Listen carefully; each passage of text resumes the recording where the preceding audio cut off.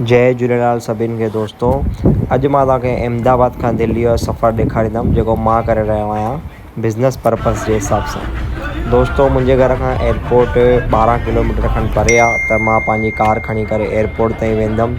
दोस्तों सुबुह जो उथण जो पंहिंजो मज़ो आहे। हींअर 7:30 थिया आहिनि ऐं मां सेल्फ ड्राइव पिया थो कयां। दोस्तों एयरपोर्ट पहुचण में थोरो लेट थी वियो, त बोर्डिंग वग़ैरह करण में ॿाहिरां जो नज़ारो न खीचे सघियुमि। असां हींअर ऑन एयर आहियूं, त तव्हांखे ॾिसो विंडो सीट न मिली आहे। थोरो एडजस्ट करे वीडियो ॾेखारियां थो, प्लेन मां नज़ारो ॾिसो दोस्तों। थोरी देरि में हींअर सर्विस चालू थींदी। सर्विस उन्हनि खे ई मिलंदी आहे जेके प्री बुकिंग कराईंदा आहिनि। बाक़ी पाण खे मेन्यू हूंदो आहे, जेको बि आहे खाइणो हुजे चार्जेबल हूंदो आहे दोस्तों, त उहो पंहिंजे मथां आहे, पाण घुरायूं था नथा घुरायूं। न त तव्हांखे पाणी फ्रीअ में ॾींदव ख़ाली, ॿियो कुझु बि न। दोस्तों अहमदाबाद खां दिल्ली पहुचण लाइ 1 कलाक 20 मिंट लॻंदा आहिनि।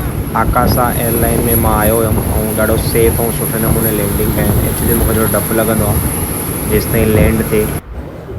बाक़ी दोस्तों ॾिसो, हाणे असां दिल्ली एयरपोर्ट पहुची विया आहियूं। हीअ दिल्ली जो एयरपोर्ट आहे, ॾाढो बढ़िया ठहियलु आहे दोस्तों। असां ॾे कोई लगेज न आहे दोस्तों, त असां डायरेक्ट हितां खां निकिरी वेंदासीं ऐं हिन एयरपोर्ट मां सिधो मेट्रो स्टेशन बि निकिरंदो आहे। थोरो वॉकिंग डिस्टेंस ते मेट्रो स्टेशन आहे। जॻह जॻह ते एरो लॻल बि आहिनि, या तव्हां खां पुछी बि सघंदा आहियो। ॾिसो दोस्तों बढ़िया नज़ारो आहे दिल्ली एयरपोर्ट जो। मूंखे त ॾाढो पसंदि आहे, ॾाढो वणियो। मां घणेई दफ़ा ख़ैर आयो बि आहियां हिते। हाणे हितां खां सिधो रस्तो मेट्रो स्टेशन जो निकिरंदो। मेट्रो में तव्हां किथे बि वञी सघंदा आहियो दोस्तों। असां ॾे हिकिड़ो कार्ड आहे, उहो कार्ड मेट्रो स्टेशन ते हलंदो आहे। हीअ मशीन उन जो बैलेंस ॿुधाईंदी आहे की हुन में तव्हांजो घणो बैलेंस आहे, न त तव्हां हिन कार्ड में रिचार्ज बि कराए सघंदा आहियो दोस्तों। एयरपोर्ट तां मेट्रो जे थ्रू असां गुरुद्वारा बंगला साहिब आयासीं दोस्तों। असां हर दफ़े ईंदा आहियूं दिल्ली, पहिरियों गुरुद्वारा बंगला साहिब वेंदा आहियूं।